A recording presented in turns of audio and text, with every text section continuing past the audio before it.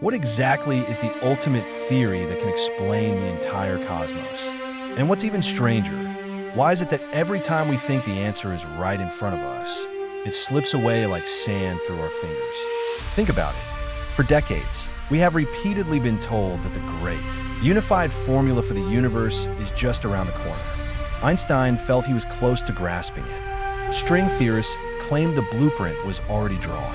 Researchers in quantum gravity were confident, feeling victory was within reach. Yet, here we are, over a century later, still without a single cohesive theory that can connect all the laws of nature into one seamless whole. Why is this dream so captivating? Because if such an ultimate formula truly exists, it would not only explain why galaxies spin and why atoms stick together, but it might even tell us why we exist. It would be the crowning achievement of human thought, the most complete answer to the ultimate puzzle of how the universe actually works. It sounds perfect, right? But here's the problem. Why has no one succeeded yet? Are humans not smart enough? Or is the universe deliberately hiding the answer? The truth might be more sobering. It's not that the scientists failed, but that nature always changes the game at the critical moment. These theories look exquisitely intricate on paper, beautiful enough to be considered art. But once they are put into a lab or face the complex details of the real world, they often crumble. So why don't we stop? Why don't scientists simply admit that this path might be a dead end? Perhaps it's because the dream is too powerful to abandon. Perhaps it's because every failure actually reveals a deeper truth, that the universe is not as simple, clean, or perfectly organized as we imagine. Let's explore why every candidate for a theory of everything eventually collapses under its own weight, what scientists have learned from these failures, and if humanity's quest for ultimate truth still has a chance of success. The dream of unifying the laws of the universe didn't actually start with Einstein. The idea emerged practically the moment human civilization learned to think. Thousands of years ago, people began asking an almost naive question. Beneath all this complexity, is there truly just one fundamental essence to everything? Ancient Greek philosophers speculated. Maybe everything in the world comes from water. Others suggested fire. Still others posited some invisible, intangible, but omnipresent substance that binds the entire cosmos together. They had no mathematical tools, no telescopes, no particle accelerators, but the fundamental obsession in their hearts was no different from today's scientists. They believed the world shouldn't be chaotic. It must have a common, underlying source. Fast forward a couple of millennia, and a man named Isaac Newton arrives. At the time, the world was still seen as two separate domains. One ruled the heavens, the other the earth. An apple falling was one thing. The moon orbiting the earth was another. Unrelated.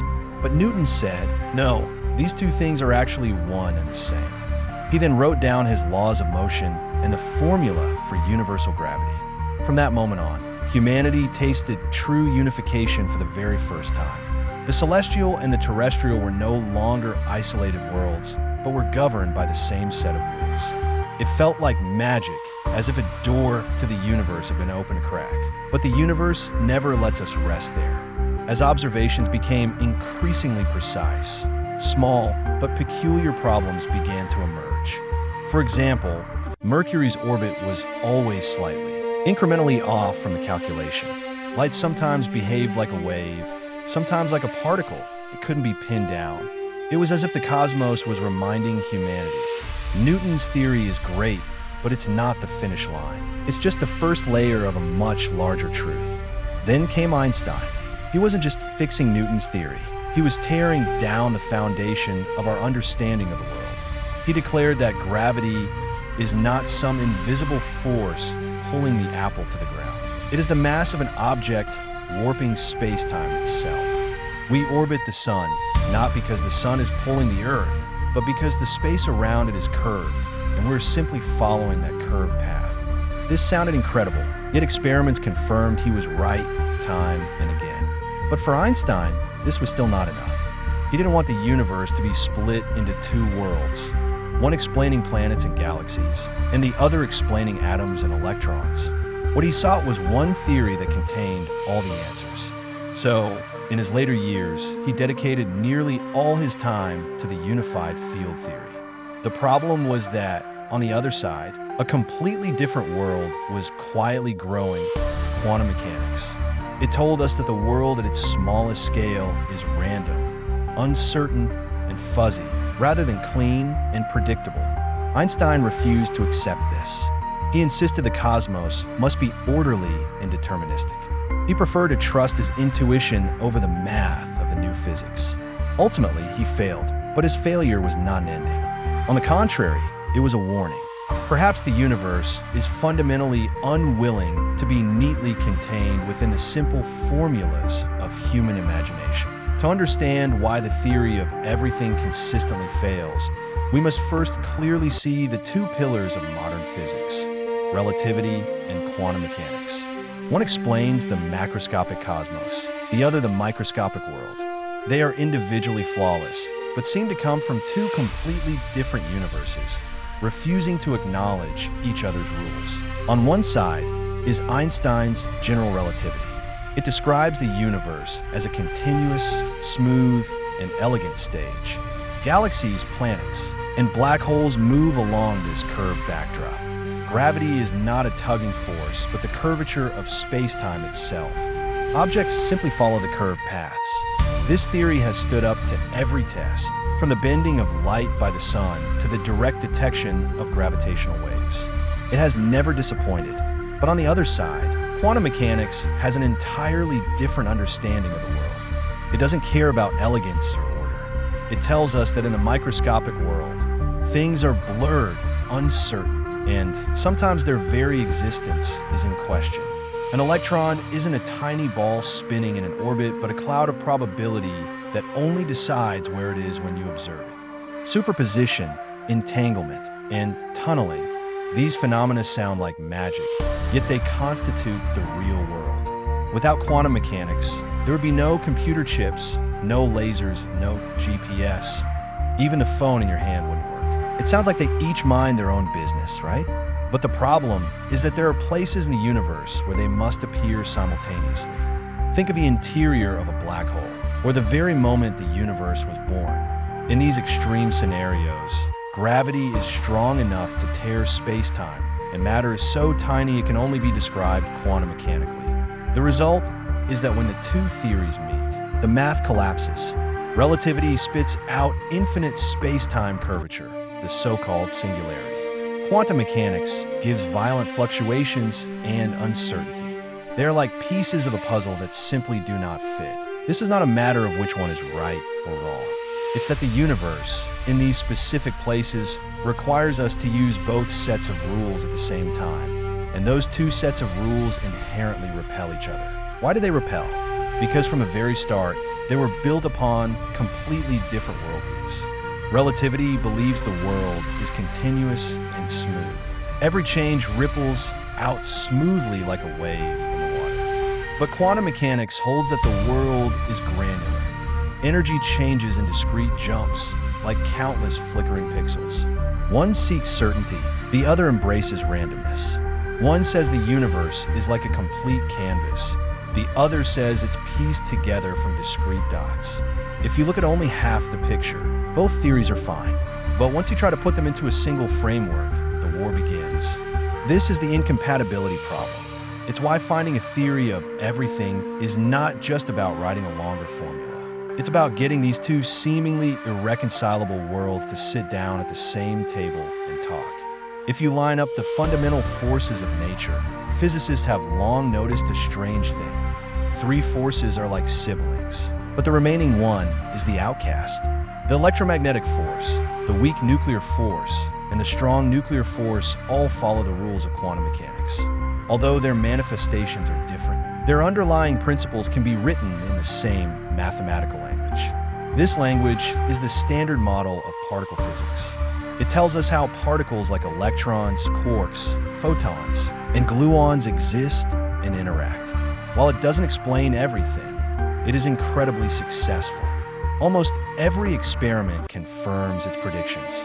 But as these three forces pose for a picture, gravity sits alone in the corner. It's not that it's unimportant, but it speaks a completely different language. While the other three forces can be described quantum mechanically, gravity remains stuck in Einstein's picture of warped spacetime. So, scientists try to quantize gravity, giving it its own force-carrying particle, just as electromagnetism has the photon. The theorized particle for gravity is called the graviton. The concept sounds elegant, a massless particle traveling at the speed of light, and gravity is the result of its transmission through the universe. But between the ideal and the reality lies a wall of mathematics. As soon as calculations begin, the graviton equations either diverge or produce an infinite number of infinities, making it impossible to get a real numerical result. In other words, this elegant plan looks beautiful on paper, but shatters upon contact with reality. This led some scientists to think the opposite way. Since forcing gravity into the quantum framework doesn't work, maybe we should try a different approach. Loop quantum gravity, LQG, emerged from this background. It boldly suggests that space is not continuous, but woven into a network of extremely tiny loops. It's like a piece of cloth woven from countless fine threads. Only this cloth is too small to ever see. Its texture only reveals itself near the most extreme places, like the heart of a black hole or the moment the universe began. The advantage of LQG is that it preserves the essence of gravity and gives reasonable results in certain scenarios. The problem, however, is that it doesn't naturally incorporate the other three forces. There are even more radical ideas. Some scientists suggest that gravity might not be a fundamental law of the universe at all. It might be like temperature, a macroscopic manifestation of the motion of countless microscopic entities. No one considers temperature to be a separate thing. It's just the result of the collective behavior of a large number of particles. If this is the case, gravity might only be a phenomenon of a deeper reality. Gravity may seem gentle in ordinary circumstances, but when it enters extreme places, its problems are exposed with particular clarity. The best example is the black hole. From the perspective of relativity, a black hole is simple. It's a place where space-time is warped to the extreme, and once something falls in, not even light can escape. But once you add quantum mechanics, things become bizarre. Stephen Hawking proposed that if you consider quantum effects at the edge of a black hole, it is not completely silent. It won't stay dark forever. Instead, it will slowly emit an extremely faint energy, known as Hawking radiation. This means that black holes are not static. They will evaporate, losing mass little by little. This is already mind-blowing, but it leads to an unavoidable paradox. If the black hole disappears, where does the information of the things that fell into it go?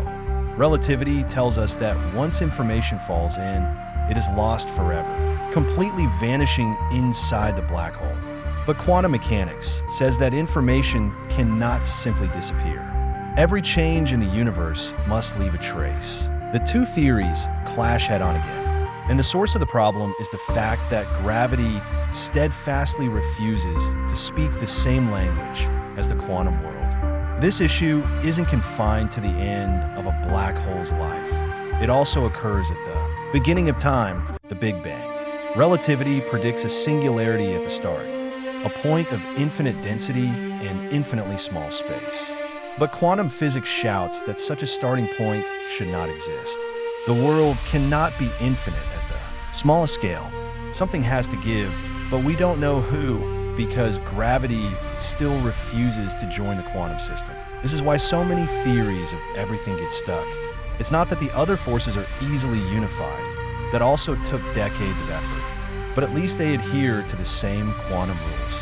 Only gravity remains obstinate, like someone talking to themselves in a corner whom no one can persuade to join the team. Thus, whether it is the graviton, loop quantum gravity, or other wild attempts, they all ultimately hit the same wall. If there was one theory over the past 50 years that seemed most like a spark of hope, it was string theory. It was once considered the most promising candidate for a theory of everything. More than a theory, it felt like a movement. So many physics departments invested in it, and so many books declared it was about to reveal the ultimate secret. everyone thought the answer was truly close at hand. So, what exactly does string theory propose? It suggests that the smallest constituents of the world are not point-like particles, but extremely thin, tiny, constantly vibrating strings of energy. Imagine a miniature violin string, only infinitely smaller than an atom. How it vibrates determines what kind of particle it is. One way of vibrating acts as an electron, another as a quark, and yet another as the graviton, the particle that transmits gravity. The elegance lies here. One fundamental structure can play the diverse notes of the entire universe. Electromagnetism, the weak and strong forces, and even gravity can all be explained by the vibration of this single string. That's why so many scientists believed in it. In theory, at least, it made gravity an insider, not an outcast. But the problems quietly began here. For string theory to be mathematically consistent, it must rely on extra spatial dimensions, not 3 or 4, but 10 or even 11 dimensions. These aren't rooms we can walk into, but are curled up, incredibly small, hidden folded corners within the structure of space-time. It sounds beautiful, but it's also frustrating. The math can accept it, but experiments simply cannot verify the existence of these dimensions. The bigger trouble is the multiple solution problem. String theory doesn't yield a single, unique answer for the universe. Instead, it offers a nearly infinite number of possible universes, the landscape. In each version, the physical constants are different, the types of particles are different, and the laws of nature are different. You hope to get one map to the universe's treasure, but you find a bookshelf stacked with millions of maps, with no way to know which one points to the real world. The questions began. Some argued, what is the use of a theory that can explain everything, but also explain any result? If any universe is possible, how do we prove ours is the correct one? Some string theorists suggested that perhaps all these universes exist, and we just happen to live in the one that allows life. But this argument, though romantic, is dangerous, as it starts to stray from science and move toward philosophy. If it cannot be tested, is it still physics? String theory hasn't disappeared. It continues to evolve. For instance, M-theory attempts to unify different versions of string theory under a higher-level framework. It has certainly yielded many mathematical tools, particularly in the study of black holes and quantum fields. But truthfully, decades later, it still hasn't made a single, clear prediction that can be tested in a laboratory. For this reason, many physicists have begun to doubt whether it has lost its way. Of course, others insist that evidence for it will surely emerge in the future. Ultimately, the story of string theory is a beautiful but perilous dream.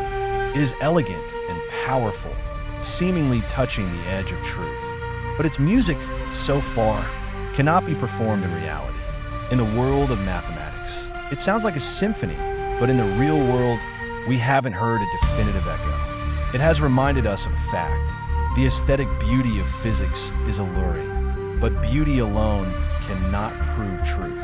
As string theory and other candidates circled without experimental support, the physics community began to shift.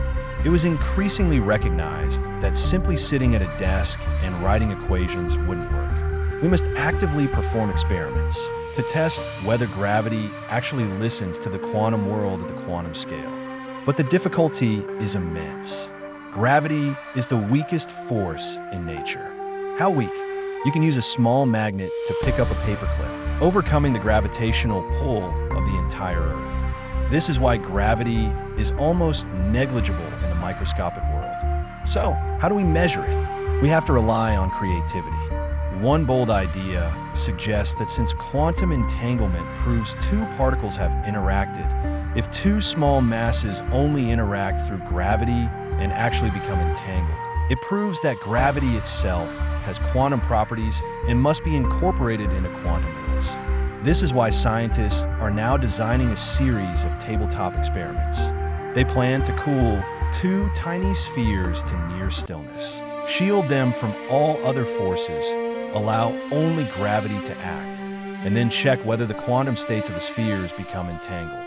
If it happens, it would be the first direct evidence of quantum gravity. However, achieving this is harder than it sounds. It requires extreme vacuum, near absolute zero temperatures, and the complete elimination of even the slightest vibration, not even the faint tremors of the Earth or thermal molecules in the air. It's as difficult as trying to hear someone whisper in your ear at a stadium rock concert. At the same time, scientists are working from another direction, testing gravity at extremely small distance scales to see if it still adheres to the familiar inverse square law. If gravity deviates even slightly at the micro or nanometer scale, it could be a clue for hidden dimensions or new physics. Astrophysical observations have also joined the battle. Black holes, neutron stars, and the cosmic microwave background are extreme, distant natural laboratories where quantum and gravity might be clashing head-on. If, one day, we could directly detect a signal similar to Hawking radiation, it would be like picking up a key to the quantum gravity belt. Regardless, the important thing is that experiments have finally brought the dream of unification out of the blackboard and into the lab. This represents a watershed moment. We are no longer just relying on elegant equations. We are demanding evidence. Whatever the result, it will rewrite everything. If entanglement induced by gravity is observed, it declares that gravity must be included in quantum rules. If it is persistently absent, that is equally profound, suggesting our fundamental assumptions about gravity might be wrong. One of the most astonishing discoveries of the past decade is that we can actually hear the sounds of the universe, gravitational waves. Predicted by general relativity a century ago, these ripples in space-time are created when massive objects violently accelerate, like two black holes colliding. In 2015, humanity captured the first of these signals. Initially, these were seen as a glorious confirmation of relativity, and indeed, they were, matching Einstein's equations with astounding precision. The waveforms were almost perfectly in line with his predictions. But physicists quickly realized that gravitational waves are much more than a confirmation. They're the most rigorous tool available for testing a theory of everything. They come from extreme scenarios, black hole collisions, neutron-star mergers, that push both relativity and quantum mechanics to their absolute limits. In these extreme conditions, any new physics, any modification to relativity, any loophole for unified theory might leave a telltale sign. This is crucial because many theories that attempt to replace or extend relativity, including modified gravity models, extra dimensions, and some versions of string theory, predict that gravitational waves should behave differently than Einstein described. For example, Einstein's theory predicts only two modes of wave polarization, like two directions of a water ripple. Other theories predict additional flavors, such as scalar or vector waves, as if there are more invisible vibration channels in space-time. Scientists have turned gravitational wave detectors into a sieve of truth. Whenever a wave arrives, they ask, is there a strange waveform? Are there additional polarization modes? Is there any sign that the wave traveled faster or slower than light? As of now, the answer is no. This is a blow to many ambitious theories because if they were correct, we should have already seen waveforms different from Einstein's prediction. The ultimate test, however, lies ahead. As detectors become more sensitive, we may be able to capture subtle deviations. If gravity and the quantum field interact subtly at extreme energies, those traces might be hidden in the details of the waveform. The goal is to find any deviation from Einstein's math, like looking for a tiny crack in an otherwise perfect pane of glass. And so, the contradiction remains. Einstein continues to win. The equations he wrote over a century ago still work with embarrassing accuracy in the most extreme conditions. But scientists will not give up because they know there must be a deeper truth beyond relativity. This brings us to another, deeper issue. Why are physicists so obsessed with beauty? In modern physics, beauty is not about appearance. It's about mathematical structure. When an equation is simple, symmetrical, and elegant, it carries a sense that it must be true. Einstein himself said that a good theory must be beautiful. History seems to support this. Relativity is elegant. Maxwell's equations are elegant. And the Schrödinger equation has a near-poetic simplicity. People once believed that beauty was the path to truth. But here is the problem. The universe doesn't care what we find beautiful. It does not pander to anyone's aesthetic. A classic example is supersymmetry, SUSY. Mathematically, it is almost perfect, postulating that every particle has a heavier superpartner. This is incredibly symmetrical, and it conveniently explained dark matter, solved the instability of the Higgs boson, and made string theory more consistent. It was written beautifully, almost like a divine text. But when the Large Hadron Collider truly started looking for these particles, it found nothing. No superpartners, no signals. The beautiful theory was snubbed by reality. This isn't the first time. The ancient Greeks imagined celestial bodies moving in perfect circular orbits, nested in crystalline spheres, harmonious and symmetrical. But the real orbits are elliptical, lopsided and ugly. Today's struggle is similar. String theory, supersymmetry, and grand unified theories are mathematically stunning, yet zero experiments have confirmed them. This is the inherent danger. Beauty can blind us. When a theory looks too elegant, it's easy to become consumed by it, overlooking the fact that it cannot be tested or lacks evidence. Physics then risks becoming the appreciation of mathematical art rather than an exploration of the real world. Why do we fall into this trap? Because physicists are human, and humans naturally crave order, symmetry, and pattern. But the universe may not be designed according to our aesthetic. It might be messy, asymmetrical, and stranger than we can comprehend. Perhaps this is the lesson physics must learn. It is not beauty that drives science forward. It is truth. Sometimes truth is elegant, like relativity. Sometimes it is messy, like the Standard Model. The Standard Model is a patchwork toolbox with numerous parameters, devoid of any artistic beauty, yet miraculously and precisely predicts the world. It is imperfect, but it is real. The difficulty in humanity's pursuit of a theory of everything lies in a deep reason. Beauty and truth are not always on the same side. It's easy to look at the numerous failed theories and feel that this journey is riddled with dead ends. But true science doesn't view it that way. In science, failure is not an end, but a part of the map. Every failed theory leaves behind tools, concepts, and even new fields of study that, while not the final answer, push our understanding of the cosmos forward. For example, the S-matrix and bootstrap approaches, which rely on symmetry and consistency to constrain what is possible, have become powerful tools for analyzing quantum field theory.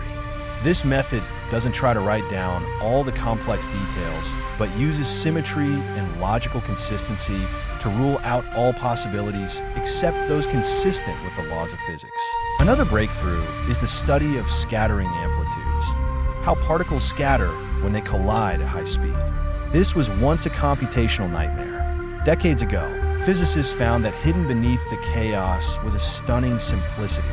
These processes could be written in extremely elegant geometrical forms. A different kind of surprise is the holographic principle, ADS/CFT correspondence. This very bold theory suggests that a universe containing gravity is sometimes equivalent to a universe without gravity that exists only on its boundary. This sounds like magic, but in certain mathematical models, it holds true. It proves that gravity and quantum theory might be two sides of the same coin. These achievements are like the ice axes, ropes, and route maps we pick up while climbing a mountain. They are not the summit, but without them, we would not have made it this far. The problem is that they are still incomplete. But this doesn't mean we are wasting time. Every time a grand theory collapses, it leaves behind usable methods and real results. It's like searching for a mythical great river that connects two oceans. Though you don't find the river, you discover new mountains, lakes, and tributaries along the way. Even if the myth is not true, the map of the world becomes more complete. More importantly, perhaps the theory of everything won't appear as a single, perfect equation. It might be a complete picture slowly pieced together from these fragments. achieved through a series of small victories rather than a single moment of genius? Why do theories of everything consistently fail? It's not just because the math is too hard or the experiment's too complex. It's also because we might be asking the wrong question from the start. The very term theory of everything sounds like there's truly one ultimate answer, a formula that explains all details. But is that really the case? Or is it just a human desire for a world that is symmetrical, simple, and clean? This is where philosophy collides with physics. Consider Gödel's incompleteness theorems for mathematics. They serve as a stark reminder. If a logical system is powerful enough, it can never prove all the true statements within it. If this is true for mathematics, why should physics be an exception? Perhaps there are truths about the universe that will always lie outside the scope of any single theory. Another deep question is whether the term laws of nature is even correct. We often assume the universe is like a computer running a predetermined source code, but some suggest that the laws are merely human observations and summaries, not rules pre-established by the cosmos. If so, the ultimate law we seek might not be the source of the world, but simply our best description of it. And the most challenging possibility is that the barrier comes from us. Our brains evolved for survival on the savannah, not for understanding 10-dimensional space or quantum gravity. If the truth lies on a higher plane that our brains can never fully reach, what then? But this doesn't make the pursuit futile. Quite the opposite. Every failed theory clears a false path. Every blank result in an experiment helps define the boundaries of truth. The question, therefore, is not whether to pursue it, but whether we are clear about what we are truly pursuing, an ultimate answer or a never-ending ascent of a ladder. Perhaps the real value is not at the summit, but in the process of climbing. Faced with decades of dead ends, some scientists are shifting their perspective. Instead of forcing the equations to merge, they are asking a fundamentally different question. What if space-time itself is not the ultimate bottom layer of the universe? In this radical view, the stage on which all physics takes place, space and time, is actually constructed, not foundational. Just as temperature is not a fundamental property, but an emergent result of countless atomic movements, perhaps space and time are pieced together from countless quantum entanglement relationships. If this is correct, then our current efforts to stitch gravity and quantum together might be fundamentally flawed, because the real answer lies in understanding what creates space-time. This is the basis of the emergent gravity idea. It suggests that gravity is not a fundamental force, but an emergent phenomenon. Much like a wave is not a property of a single water molecule, but the result of the collective action of many. A related, even more profound idea is the holographic principle we discussed. The entire 3D universe might be merely the projection of a 2D layer of information on its boundary. If this holds true for our universe, then problems involving space-time, gravity, and the quantum world should perhaps be reframed in the language of information theory. The essence of the world might not be matter, but information itself. Another unique approach is causal set theory, which directly rejects the smoothness of space-time. It posits that the fundamental structure of the world is a network composed of countless discrete events, connected only by cause and effect relationships. The feeling of smooth space-time is just an illusion we perceive from a distance. And then there's the simulation hypothesis, which asks the most direct question: what if we can't piece together a theory of everything because we are not in the fundamental reality? What if our universe is merely the result of a simulation? In this view, relativity and quantum mechanics are just subroutines in the program, designed to serve different functions, which is why they don't perfectly merge. The common thread among these radical ideas is not more complex equations, but the courage to question what we take for granted. They don't treat space, time, particles, or even the laws of nature as the final answer, but as products of some deeper structure. History tells us that true revolution often comes from those who dare to break every premise. Finally, one point must be clear. It's easy to hear about so many failed theories and feel that this is a journey of dead ends. But true science does not see it this way. In science, failure is not the end. It is a map. Every failed theory leaves behind tools, concepts, and even new fields of study, allowing us to stand taller than before. Think of Newton. His mechanics were not perfect. They couldn't explain the slight deviation of Mercury's orbit or the bending of light near the sun. But these failures were not dead ends. They ignited the next flame, Einstein's relativity. Similarly, the birth of quantum mechanics came because classical physics could not explain atomic behavior. The collapse of an old theory is not a disaster. It is the entrance to a new world. The pursuit of the theory of everything today is the same story. String theory did not provide the ultimate answer, but spawned incredibly powerful mathematical tools used in condensed matter physics, pure mathematics, and black hole research. The attempts at quantum gravity, though unsuccessful so far, have led to a deeper understanding of black holes and the early universe. Even if the destination hasn't appeared, the unexpected gains along the way continue to advance science. This is why scientists never give up, because if theory collapses, they keep what works, discard what doesn't, and keep moving forward. So, why has every theory of everything failed? Simply put, because the universe is more stubborn than our expectations. It refuses to be placed into a neat, tidy box. Every time we think we've closed the lid, it pops out with a new, unforeseen problem that forces us to reevaluate its complexity and depth. But if you think about it, is this truly a failure? Perhaps this is where the meaning lies. Look how far we have come. From Newton's apple to Einstein's warped space-time, from Bohr's atomic model to quantum fields full of particles. We can even hear the sound of two black holes merging a billion light years away. None of these achievements would have been possible without someone stubbornly pursuing the ultimate truth. The road has not reached the end point, but it has paved the ground we stand on today. Perhaps we are asking the wrong question. Maybe the universe is not one single equation, but a vast library. Relativity tells the story of the macroscopic world. Quantum mechanics unveils the microscopic, and the Standard Model describes the forces within the atom. Individually, they are incomplete, but together, they are closer to the truth than any era before. And maybe this never-ending curiosity is the real theory of everything.